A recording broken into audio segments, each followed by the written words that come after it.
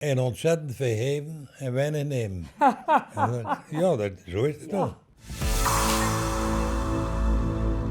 Ik sta vandaag hier in de hoek, want Jannie en Kees vieren vandaag hun 65-jarig huwelijksjubileum. En dan gaan wij natuurlijk eventjes op visite. Vroeger liepen we van Borgstein tot een Hotel de Post. Ja. Noordstraat, Nieuwstraat. En zo is het gekomen. Nou. Oh. Ja, wij zaten altijd de week in een café natuurlijk. En dan liepen de meisjes dan voorbij. Hè. Oh. En toen zag je haar en toen dacht je, nou die moet ik hebben. Die mochten niet binnen natuurlijk tot die tijd. Want er mochten geen vrouwen in de café, of meisjes in de café. Oei. En die zaten er goed uit natuurlijk. Ik dacht, hé, af en toe even naar buiten. Ja. Zo werkt het.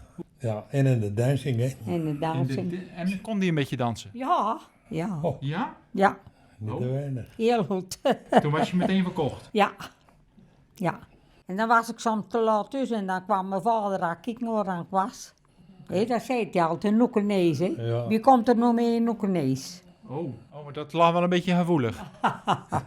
Oei. Ik ben een echte ras ook een neer, hè. En ik een achter de neus nou. Oh, maar je hebt er toch een hoek gekregen. Ja. Ja, uiteraard. Ja, zou wel moeten. Maar was dat nog een beetje een moeilijk onderwerp, of niet? Geen probleem. Geen probleem. De Roma woonde hier ook en dat anders, dus was geen probleem. Zo'n dag als je dan nu 65 jaar getrouwd bent, is het dan nog extra bijzonder? Nou, ik ben nog een normale, gewone mens. Nee, ik krijg er nu zo verschrikkelijk veel waarde eigenlijk. Nee, want dat gaat zo, hè. Maar als je dan naast je kijkt, ben je toch nog wel heel gelukkig. Veel geluk, hè. Hey. En een spaartbluffen van ziektes.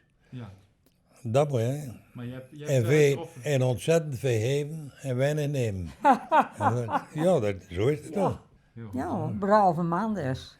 Kijk, Ja, ja, wat anders, en hè. die vinden alles goed. Ja, Oh, kijk, Ja, nou, dat een is makkelijk zeldzaam. mens.